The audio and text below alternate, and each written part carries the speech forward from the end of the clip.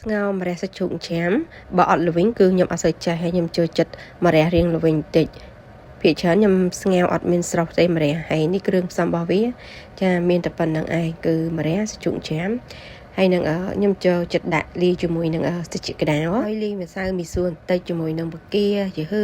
ហើយម្ទេសផងដែរចាម្ទេសខ្ញុំដាក់6 7គ្រាប់ច្រាមឲ្យម៉ត់ជាមួយនឹងជីវ៉ាន់ស៊ុយល្ខ្ទឹមខ្ញុំដាក់ដើម្បីលាយជាមួយនឹងសាច់ជ្រូកចាមម្រះលើកនេះខ្ញុំកាត់ជាកង់រៀងបច្ចិតដល់ពេលញាត់ស្ងោរឆ្ងាញ់មួយយ៉ាងដែរវាអត់សូវធំឥឡូវមើលគ្រឿងផ្សំមានម្សៅស៊ុបមួយស្លាបព្រាកាហ្វេ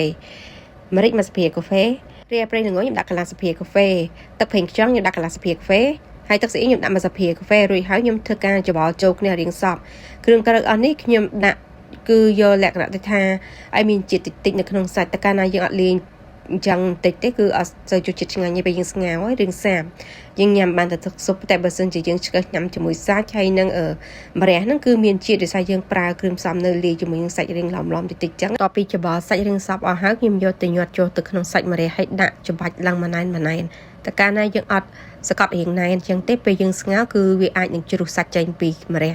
ក្រោយពេលទឹកពុះហើយខ្ទឹមបង្គាយឺខ្ញុំដាក់ចូលតែម្ដងហើយបន្តមកខ្ញុំធ្វើការដាក់សាច់ជ្រូកច្រាំតែខ្ញុំញាត់ចូលជាមួយនឹងម្រះនឹងចាដាក់ចូលងាប់ហើយជា15នាទីរហូតដល់សាច់នឹងរៀងឆ្អិនហើយបាទខ្ញុំធ្វើការដាក់គ្រឿងដាក់អំបិលស្ករសប៊ីចេងនិងម្សៅស៊ុបហើយទឹកត្រីខ្ញុំដាក់ចំនួន4ស្លាបព្រាកាហ្វេរីឯម្រេចវិញខ្ញុំធ្វើការដាក់1ស្លាបព្រាពេញតែម្ដងគឺ1ស្លាបព្រាប្រហែលជា1ស្លាបព្រាកាហ្វេកន្លះតែស្លាបព្រាខ្ញុំរៀងធំព្រោះខ្ញុំចង់បានទឹកស៊ុបណារៀងហឹលប្រហែលបន្តិចខ្ញុំចូលចិត្តម្ហូបអីដូចថាទឹកស៊ុបឬក៏ម្ហូបអីគឺអត់ចោលទេដូចថាមានជាតិហឹលខ្ញុំចូលចិត្តមែនតើហើយចុងក្រោយនេះមុនបិទភ្លើងខ្ញុំដាក់ម្ទេសប្រហែលជា10គ្រាប់ដែរហើយជាមួយនឹងស្លឹកខ្ទឹមបង់ចូលមុនបិទភ្លើងឥឡូវរួចរាល់ហើយម្ហូបមួយមុខនេះមិនមែនតែឆ្ងាញ់ហើយរសជាតិល្វីងទេគឺសំខាន់រសជាតិហឹលប្រហែលតិច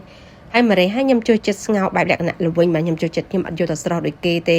ខ្ញុំឃើញបងប្អូនខ្លះគេយកទៅស្រស់គឺអស់ជាតិ